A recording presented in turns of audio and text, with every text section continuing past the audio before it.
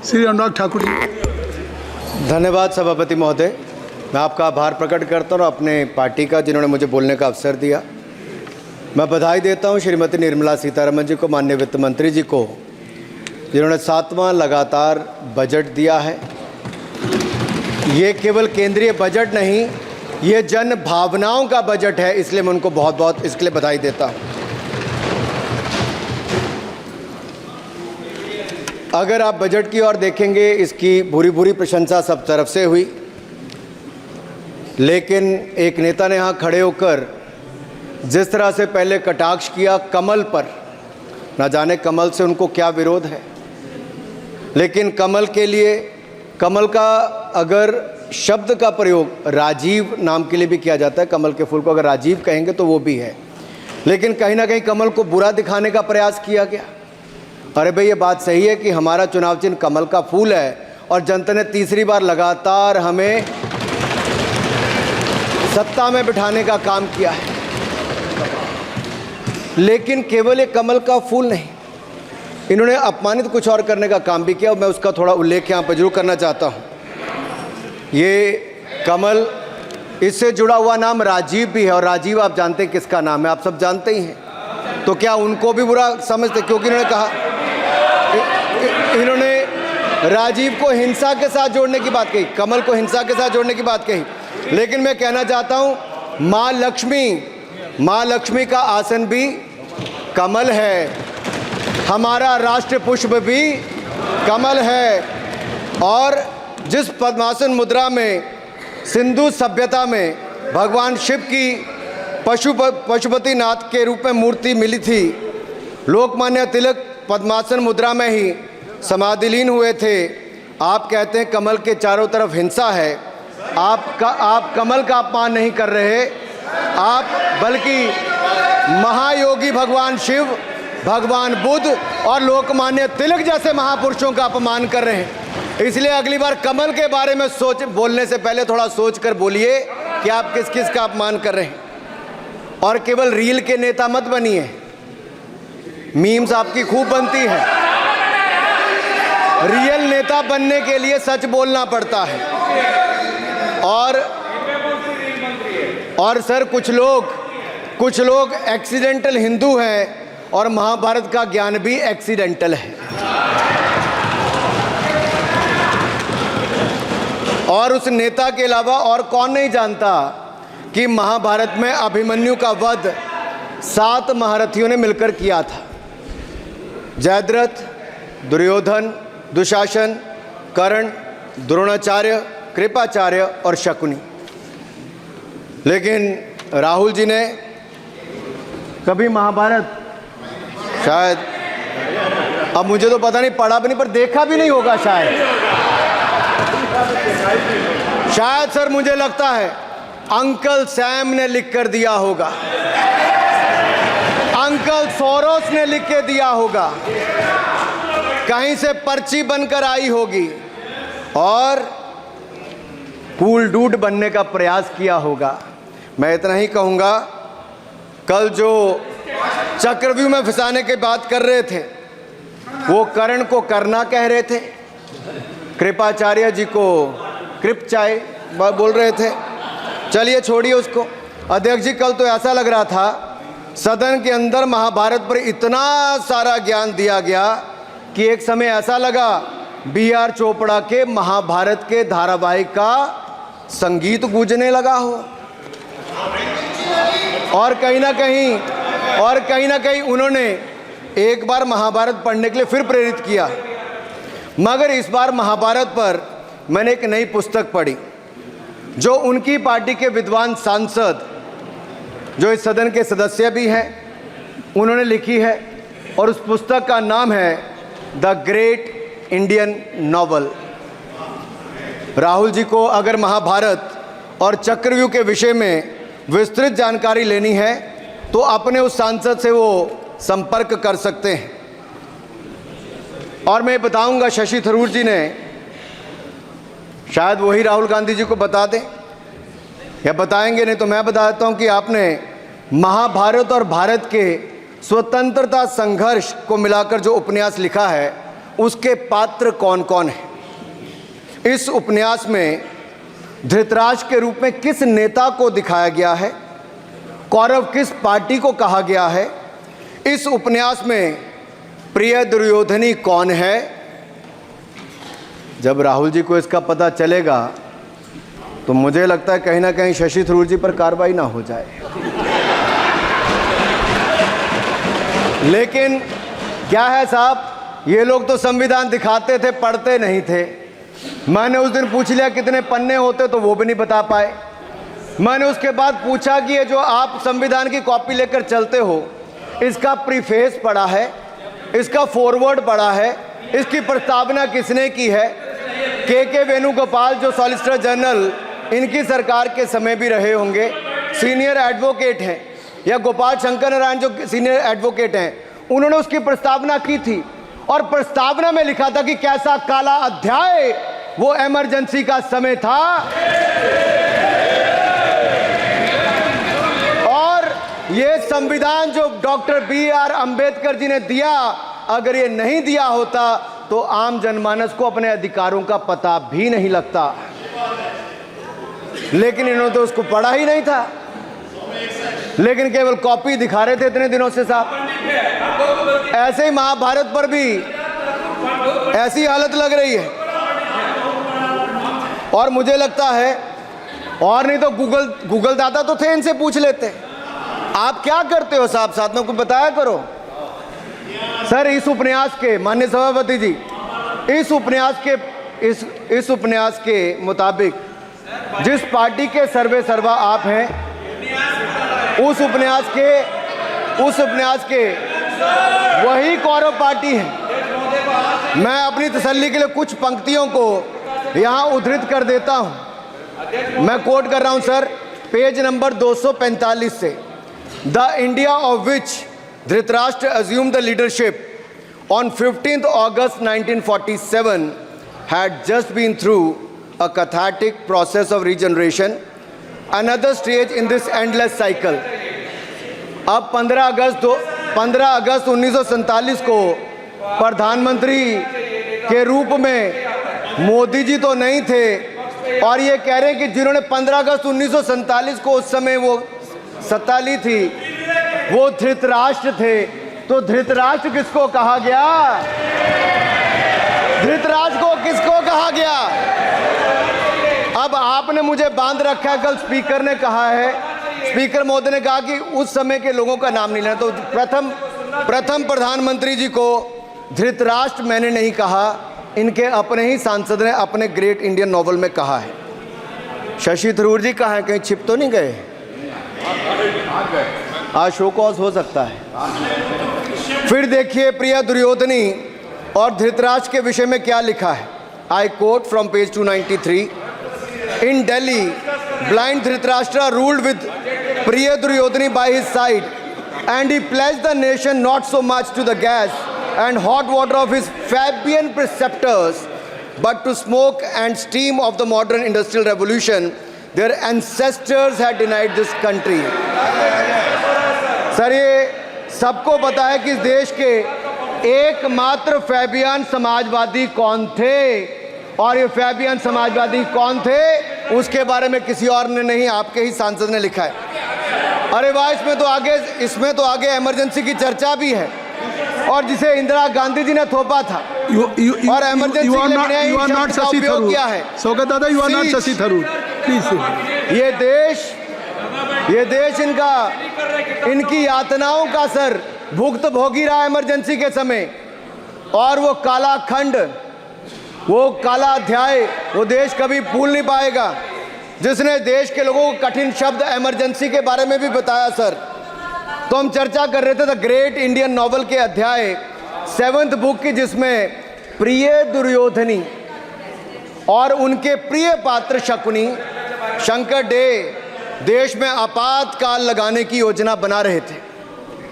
Sir, मैं पढ़ता हूं कि शकुनी ने क्या कहा। I quote, what you could do now is to declare an internal siege, a grave threat to the stability and security of the nation from internal disruption। जिस book को आप कोट कर रहे हैं उस बुक को आप सबमिट कर दीजिए। मैं कर दूंगा साहब, एक कॉपी आपको भी भिजवा दूंगा साहब, एक टेबल पे भी रख दूंगा।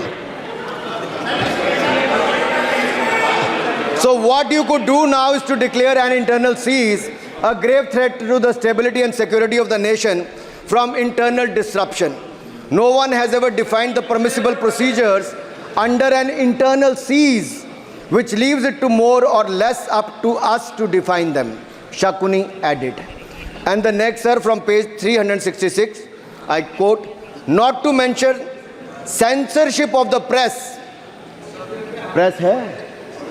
Not to mention censorship of the press, which is nowhere explicitly ruled out in the Constitution. Suspension of certain fundamental rights, free speech, assembly, and that sort of things, and measures to put up the judiciary in their place, said Shakuni. Sir, ये किसी और ने नहीं, और मैं कहना चाहता हूं सर, माननीय अनुराग जी, एक किताब गौरव जी को भी भिजवा दीजिएगा। मैं खरीदेंगे सर, मैं कॉपी गौरव जी को भिजवा दूंगा सर। सर, इसमें जिनकी मैं बात कर रहा हूं वो हमारे उस समय की प्रधानमंत्री थी जिन्होंने इमरजेंसी लगाई थी। एक नेता की स्वर्गीय दादी जी भी हैं, और मैं उनके नाम के आगे प्रियदर्शनी भी लिखा जाता था, और उन्होंने इमरजेंसी लगाई थी। लेकिन माननीय सभापति जी, मैं कहना चाहता हूं, दुशासन और दुर्योधन दोनों बहुत ही दुष्ट और बदमाश हो सकते थे, लेकिन उन्होंने भी कभी इमरजेंसी नहीं लगाई थी। दुशासन और दुर्योधन दुष्ट भी हो सकते हैं, दुश्मन भी हो सकते हैं, बदमाश भी हो सकते हैं, लेकिन उन्होंने भी इमरजेंसी नहीं लगाई थी। सर, पूरे उपन्यास में 74 बार कौरव और कौरव पार्टी की चर्चा हुई, हर एक में कांग्रेस का चरित्र झलकता है। राहुल जी सदन में हजारों साल पूर्व हुए महाभारत की कहानी सुना रहे थे, मगर उनकी अपनी पार्टी के पढ़े लिखे एक विद्वान पूर्व मंत्री और सांसद आज के महाभारत की कहानी लिखते हुए बताते हैं कि कौन कौरव था, कौन शकुनी था, कौन धृतराष्ट्र था, कौन दुशासन था, कौन दुर्योधन था, कौन कर्ण था। जरूर पढ़िएगा, सबके किरदार उसी में मिलने वाले हैं। और शायद जिस समय शशि थरूर जी लिख रहे थे उस समय आपका टैलेंट इनको पता नहीं था, नहीं तो 100 पन्ने तो आप पे ही लिख देते साहब। आप चाहते कार्रवाई हो जाए। माननीय सभापति जी,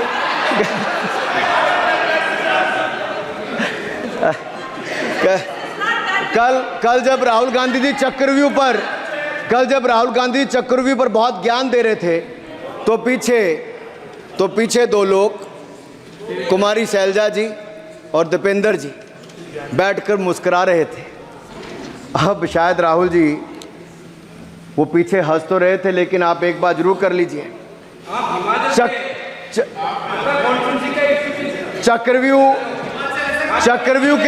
चक्रव्यूह के परिप्रेक्ष्य में इन दोनों से बेहतर कौन बता सकता है हरियाणा के चुनाव आने वाले हैं। जान लीजिए कि कौन शकुनी है और कौन अभिमन्यु है, नहीं तो बहुत देर हो जाएगी। आपको एक और सुझाव है, और मैं इतना जरूर कहूंगा, आपने तो कई सारे चक्रव्यूह बनाने का काम किया सर, और जब उस समय किशोर अभिमन्यु पर कौरवों ने युद्ध नीति के विपरीत जाकर प्रहार किया था, तो मैं कुछ कहना चाहता हूं। इतने में पुत्र दुशासन ने पीछे सा था वार किया, निष्प्राण हुए एक गदा से सिर पर था प्रहार किया। माँ धरती की गोद में वह आंख मूंद कर सो गया, अंबर का तेजस्वी तारा धूमकेतु सा खो गया। लेकिन कोई तारे का तेज फीका नहीं कर सकता, वीर गति पाकर अमर हुआ हो कभी नहीं मर सकता है। पुत्र सुभद्रा कुरुक्षेत्र में जिसकी अमर कहानी थी, 9 माह में सीखी विद्या जब 16 साल जवानी थी। अब उस अभिमन्यु को जिसने सारे चक्रव्यूह को तोड़ने का काम किया, मैं इतना ही कहूंगा, चक्रव्यूह का प्रसंग छेड़कर आपने अच्छा किया। इस देश ने बहुत सारे चक्रव्यूह देखे, कांग्रेस का चक्रव्यूह सर, इसके 7 किरदार मैं बताता हूं सर।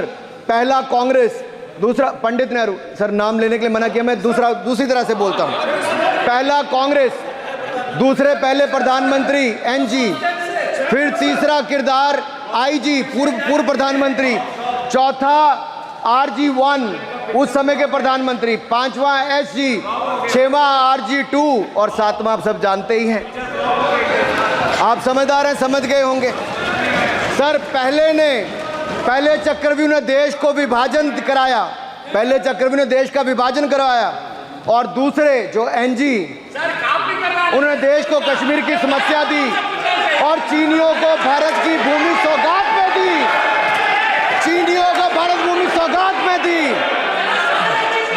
सर तीसरे चक्रव्यूह IG ने, पूर्व प्रधानमंत्री IG ने देश को आपातकाल दिया, इमरजेंसी दी, और पंजाब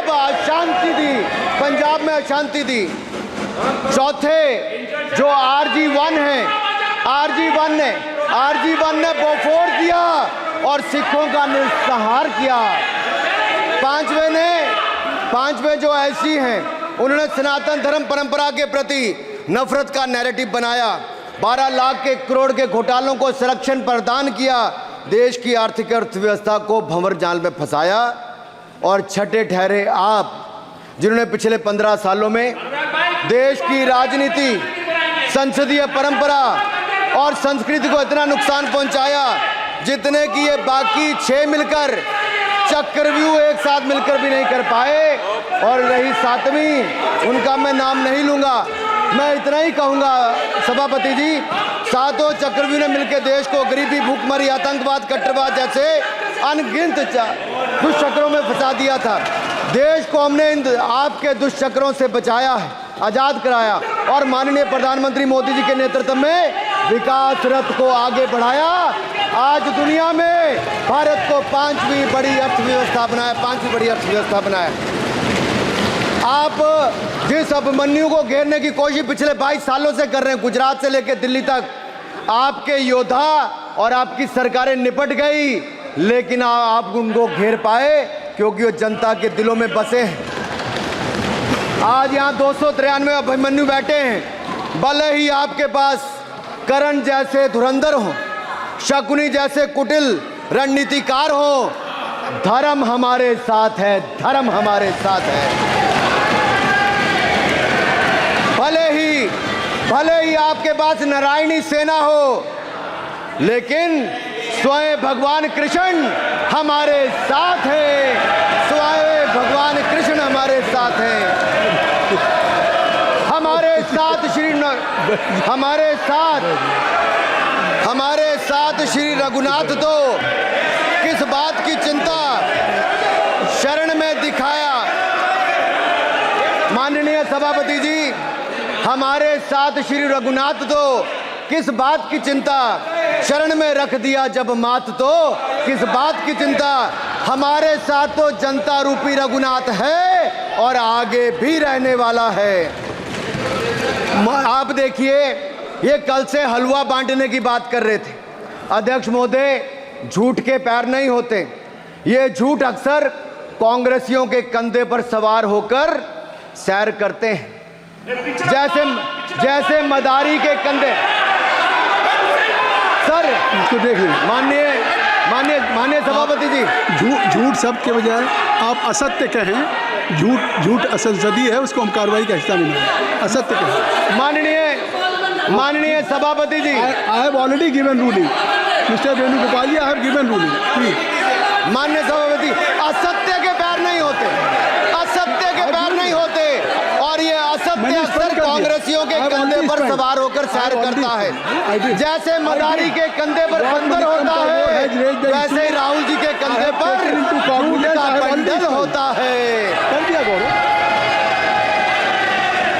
जैसे मदारी के कंधे पर बंदर होता है, वैसे ही राहुल जी के कंधे पर झूठ का बंडल होता है, जिसे वो रोज यहाँ परोसते हैं।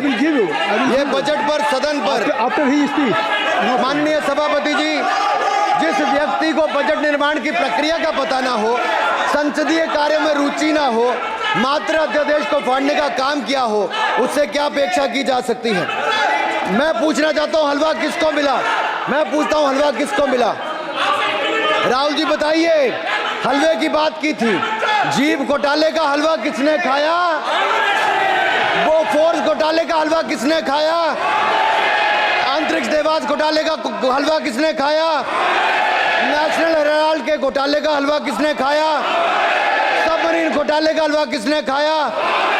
अगस्ता वेस्टलैंड घोटाले का हलवा किसने खाया? 2G स्कैम हलवा किसने खाया? कॉमनवेल्थ स्कीम का हलवा किसने खाया? कोयला घोटाले का हलवा किसने खाया? वाल्मीकि योजना घोटाले का हलवा किसने खाया? चारा घोटाले का हलवा किसने खाया? यूरिया स्कैम का हलवा किसने खाया? राहुल जी, हलवा मीठा था या फीका? माननीय सभापति जी, कुछ लोग ओबीसी की बात करते हैं।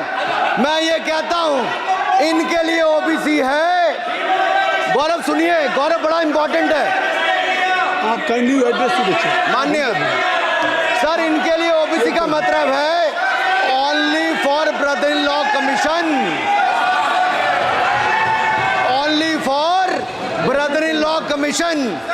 और only for brother in law commission के लिए काम करने वाली पार्टी अदर बैकवर्ड कास्ट की बात करती है तो आर्मी को भी पंखे के साथ लटकर आत्महत्या कर लेनी चाहिए। मतलब जिस पार्टी ने अपने पार्टी के अध्यक्ष जो एक पिछड़े वंचित समाज से आते थे, उनको धोती से खींचकर पार्टी से बाहर निकाल दिया हो, उसके शहजादे हमें ज्ञान बांट रहे। अरे साहब, इनको पहले तो एलओपी का मतलब समझना पड़ेगा। ये लीडर ऑफ प्रोपेगेंडा नहीं, लीडर ऑफ ऑपोजिशन है। इसका मतलब लीडर ऑफ ऑपोजिशन है। ऑन बिहाफ ऑफ सर, ये लीडर काइंडली लिसन मी। माननीय अध्यक्ष जी, माननीय अध्यक्ष जी, मैं जवाब आपका दे रहा हूँ। माननीय सभापति जी, माननीय मंत्री जी, एक मिनट चुप सुनिए। माननीय गौरव जी, आप या माननीय सदस्य जो कह रहे हैं, मैं समझता हूं कि माननीय राहुल जी एलओपी, उन्होंने भी बात कही सरकार पे या सरकार के मंत्रियों के लिए नाम लिया, तो उसका जवाब अगर वो दे रहे हैं, अनपार्लियामेंट्री वर्ड जो होगा उसको मैं स्पंज करता हूँ। मैं अनपार्लियामेंट्री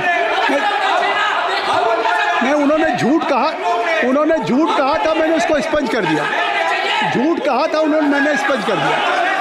अनुराग ठाकुर जी। सर, माननीय अध्यक्ष जी, माननीय सभापति जी, आप देखिए, मैं इतना ही कहना चाहता हूं कि अब झूठ परोसना बंद कर दें, क्योंकि एलओपी का मतलब लीडर ऑफ प्रोपेगेंडा नहीं, लीडर ऑफ ऑपोजिशन होता है। अब संधि है, ठीक है, असत्य, निराधार। जी सर, जी, उसके ठीक है, निराधार है सर। ओबीसी की बात, जनगणना की बात बहुत की जाती है। माननीय सभापति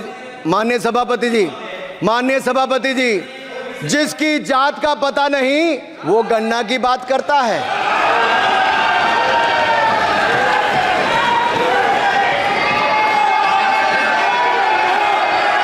जिसकी जात का पता नहीं वो गणना की बात करता है।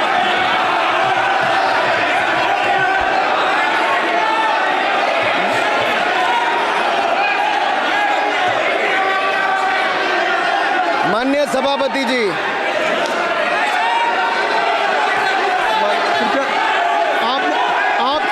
आपने जो आप बैठ जाएं। माननीय अखिलेश जी, आपने जो बात उठाई है मैं उसको दिखवा लूँगा। मैं आपकी बात को ले रहा हूँ। उन्होंने जो बात कही है, आप जो विरोध कर रहे हैं, मैं उसको दिखवा लूँगा।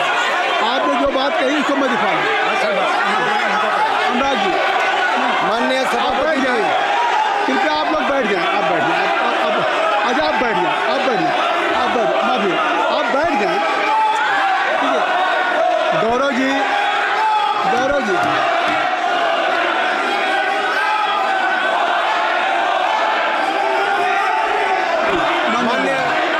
माननीय सभापति जी, मैं आपको याद कराना चाहता हूँ, इसी सदन में एक पूर्व प्रधानमंत्री जी ने RG1 ने ओबीसी को आरक्षण देने का विरोध किया था। RG1 ने ओबीसी को आरक्षण देने का विरोध किया था। एक मिनट माननीय मंत्री जी, एक मिनट।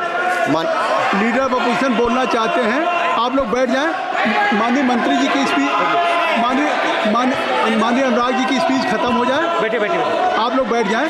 मैं आपको सर, उन्होंने मुझे इंसल्ट किया, मुझे बोलने दीजिए। उनकी बात खत्म हो जाए। सर, उन्होंने इंसल्ट किया मुझे। उसके बाद मैं आपको अवसर दूंगा। नहीं सर, नहीं, उनके बाद अवसर दूंगा, आपको अवसर दूंगा। बैठ जाए, आप बैठ जाए, अवसर दूंगा। उनकी स्पीच खत्म हो जाए। प्लीज आप बैठ जाओ। अनुराग जी, कल किस चीज को इंसल्ट कर रहे थे? आपको अवसर दूंगा, आपको अवसर दूंगा। अच्छा, एक मिनट बैठ जाए, आप बैठ जाए। सर मैं क्लैरिटी कर दूं। सर मैंने कहा एक मिनट बैठ जाए आप। सर, एक मिनट बैठ जाए आप। सब लोग बैठ जाए। अच्छा, आप सब लोग बैठ जाए। चल, अब लीडर ऑफ अपोजिशन को मैं बुला रहा हूँ।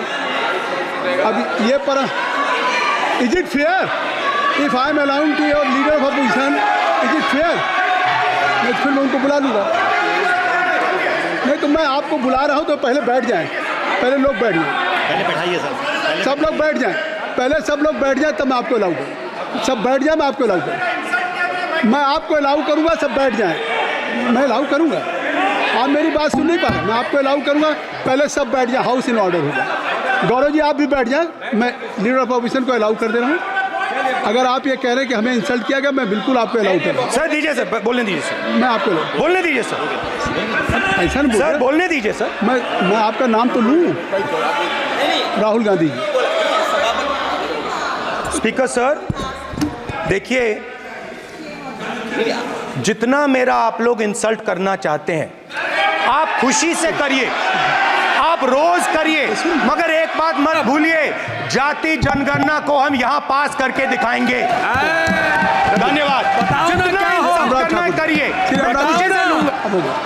अरे तो अपनी जाति भी लिखनी पड़ेगी उसमें। आप चुप रहें। श्री अनुराग ठाकुर जी, देखिए, हमने समय दे दिया, अब आप बैठे। ये तरीका नहीं है। नहीं, ये तरीका है। आपको हमने टाइम दे दिया। क्या? आप बैठ चुके हैं। ये नहीं है, आप बैठ चुके। श्री अनुराग ठाकुर जी। सर मुझे लगता था कि इनको भाषण देने से पहले पर्ची आती होगी। हमने आप, लेकिन हर बार इंटरवेंशन के लिए पर्ची आती है अपने बलबूते पर। सर, उधार की बुद्धि से राजनीति नहीं चलती है। उधार की बुद्धि से राजनीति नहीं चलती है। यहाँ पर्ची लेने से काम नहीं चलता है। आप बोल के हटते हो, फिर पर्ची आती, फिर बोलते हो। ऐसे कैसे चलता है? माननीय अध्यक्ष जी, माननीय सभापति जी, एक minute. I am not yielding sir. I am not yielding sir. बिठा के आपको बिठाया, बुलाया। अब मैं नहीं करूँगा। मैंने आपको, अनुराग ठाकुर जी को बिठा के आपको मैंने समय दिया, तो अब अनुराग ठाकुर जी बोलेंगे। चलिए सर, मैं इतना ही कहूंगा, उधार की बुद्धि से राजनीति नहीं चलती है। आजकल कुछ लोगों पर जातिगत जनगणना का भूत सवार है सर। लेकिन मैं इतना कहूंगा सर, मैंने क्या कहा था सर? माननीय सभापति जी, मैं गंभीर बात कर रहा हूं, ये नहीं सुन रहे। मैंने कहा था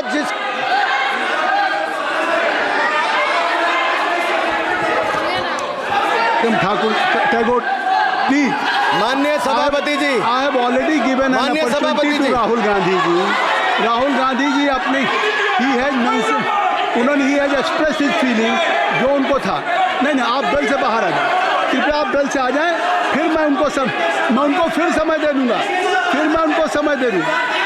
जी सर, मैंने कहा था कि जिसको जात का पता नहीं वो गणना की बात करता है। मैंने नाम किसी का नहीं लिया था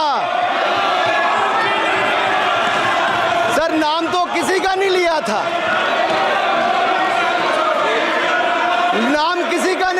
लेकिन जवाब देने कौन खड़े हो गए? सर, मैं कहना चाहता हूं माननीय सभापति जी, अगर आप देखेंगे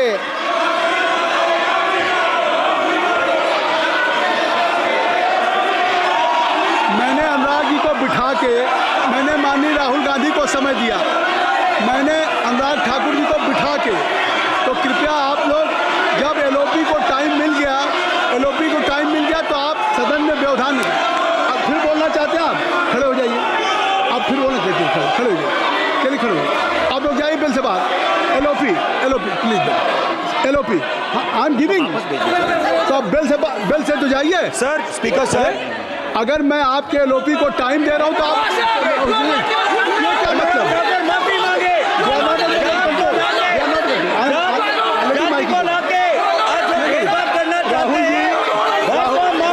राहुल गांधी जी, हमने आपको समय दिया, अपने मेंबर से कहिए कि बैठे तब तो आप बोलेंगे, बैठिए तब तो बोलेंगे भाई। राहुल गांधी जी कह रहे तब तो बोलेंगे। आप अंदर आइए, चलिए। हाई बी सबको ले जाइए प्लीज। सर माइक लीजिए सर। एक मिनट, माइक मिल जाएगा आपको, माइक मिल जाएगा। बेल खाली कर दीजिए। इतनी अच्छी वर्षा पूरा देश इतनी अच्छा बजट पे स्पीच दे रहा है। You have already spoken. Rahul ने कह दिया। अभी अब आप अपने लीडर का सम्मान करें। हमने आपके लीडर को दूसरी बार फिर बुला रहा हूं, आप अपने लीडर का सम्मान करें। हाउस के एलओपी हैं और अगर मैं उनको दूसरी बार बुला रहा हूं, उनको बिठा दिया माननीय सदस्य को, तो कृपया आप लोग तो कम से कम इस बात को महसूस करें। मिस्टर केसी नहीं, please don't be mister Rahul Gandhi, आप लोग बैठिए। राहुल स्पीकर सर, बोलने का मन क्या था? स्पीकर सर, सर माइक नहीं सर,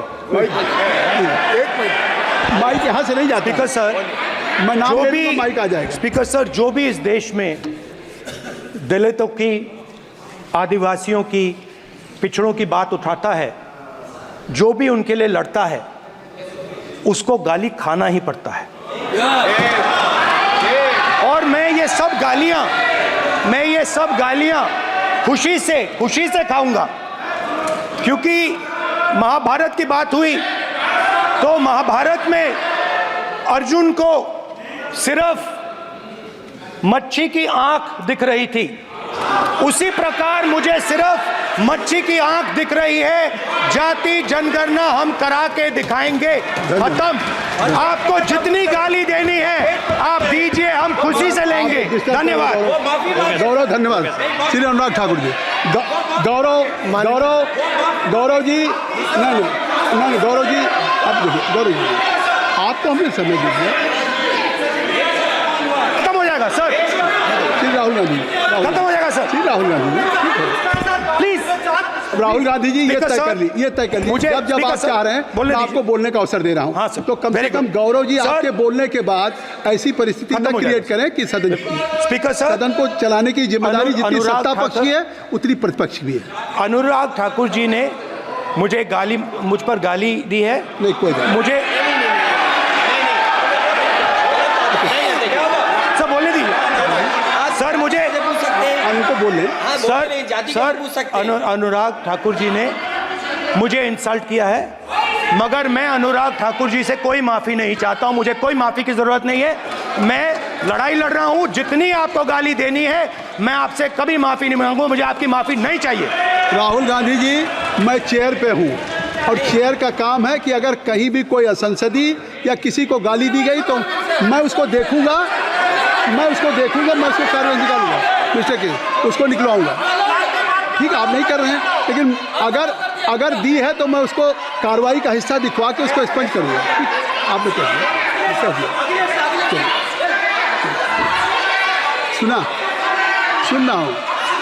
सुन रहा हूँ मैं श्री अनुराग ठाकुर जी, माननीय सभापति जी, श्री अखिलेश यादव जी, बैठ जाए। श्री अखिलेश महोदय, सभापति महोदय, मैं केवल इतना, आप लोग सभापति महोदय, स्वागत दादा, ये क्या तरीका? सभापति महोदय, मेरा आपसे केवल इतना निवेदन है। माननीय मंत्री रहे हैं, बड़े दल के नेता हैं, मंत्री रहे हैं, बड़ी बात कर रहे थे। मैं महाभारत, शकुनी, ये सब बातें कह रहे थे, दुर्योधन तक यहाँ ले आई है। मैं केवल सभापति महोदय इनसे ये पूछना चाहता हूँ, आपने जाति कैसे पूछ ली है बताइए बस। आप जाति कैसे पूछ सकते हैं? आप बताएं, जाति कैसे पूछ सकते हैं? आप पूछ के दिखाओ जाति तुम। आप जाति कैसे पूछोगे तुम?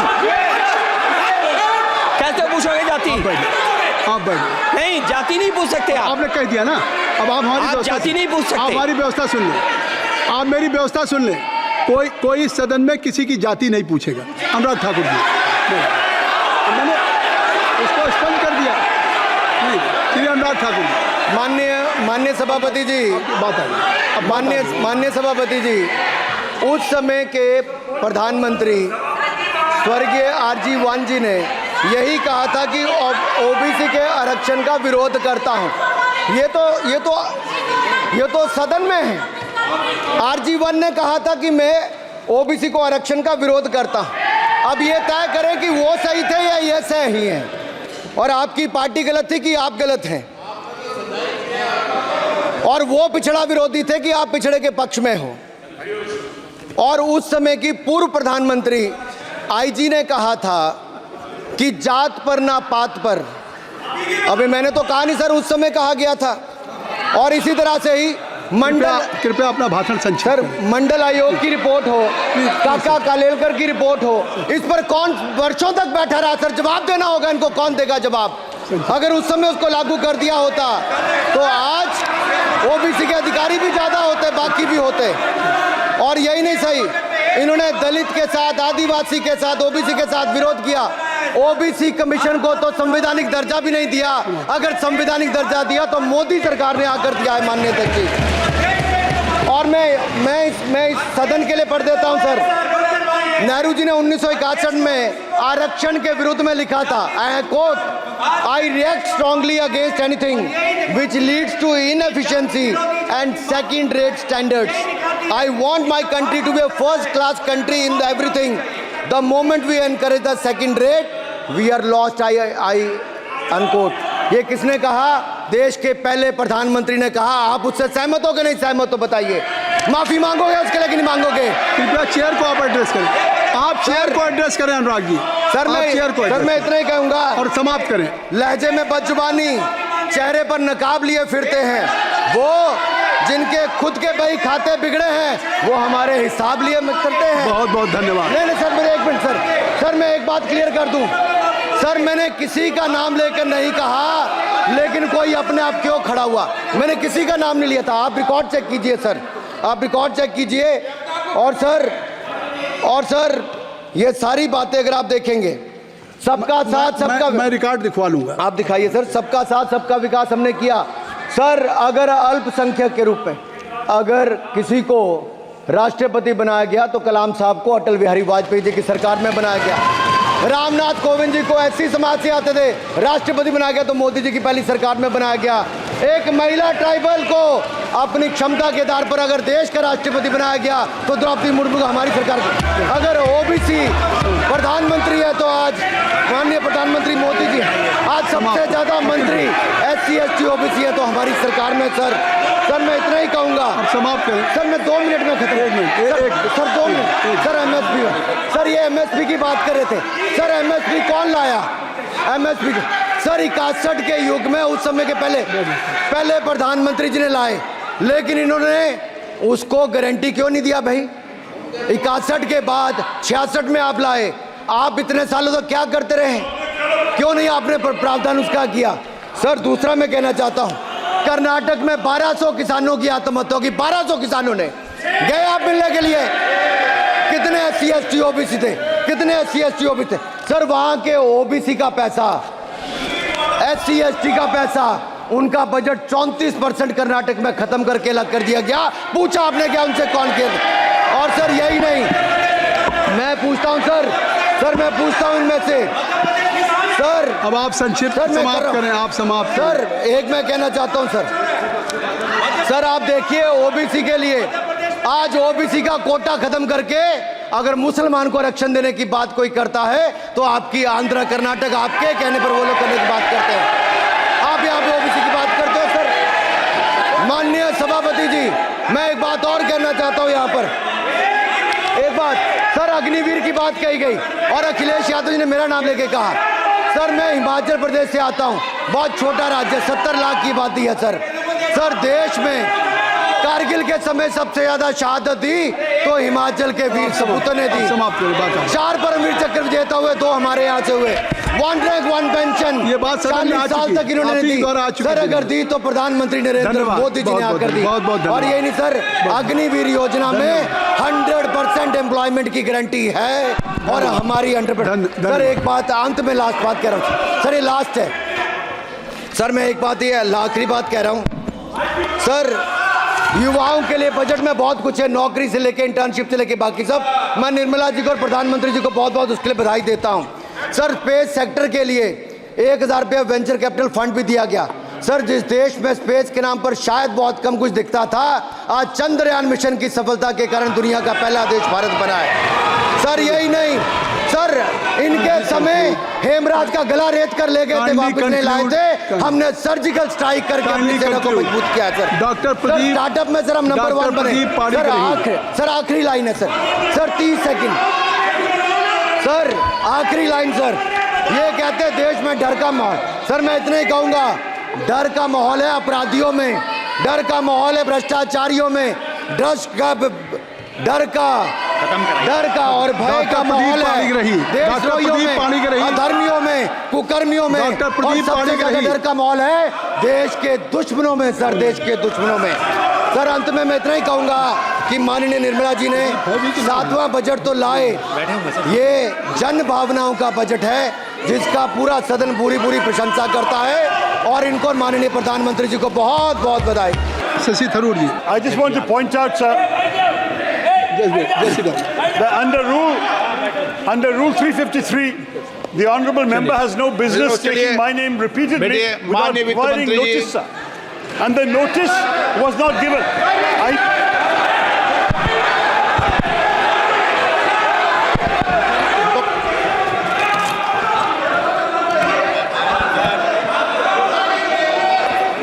आप पर ये तरीका ठीक नहीं है आपका, ऐसा नहीं है। बोलिए क्या पॉइंट ऑफ ऑर्डर है, नंबर बताइए पॉइंट ऑफ ऑर्डर का। Point 353, sir. 353 He has repeatedly taken my name without notice. अब आप लोग 352 और 353 को पढ़ी लो। आज सुनो एक बार, बैठो। So I have been, पढ़ लो इसको। yes, I have the right to पढ़ाते हो respond, मुझे sir. डेली के daily. Sir, I have the right to respond. Do I एक not? मिनट पढ़ाओ, बोलो। The gentleman has repeatedly taken my name and quoted me. I mean, I should be grateful that he has revived a 35-year-old book of mine, which he has quoted extensively, the great Indian novel published in 1989, which is a satirical novel, which unfortunately the gentleman has missed the satire. I do want to point out, sir, that the fact is that we have recently fought the elections of 2024 and not the elections of 1989.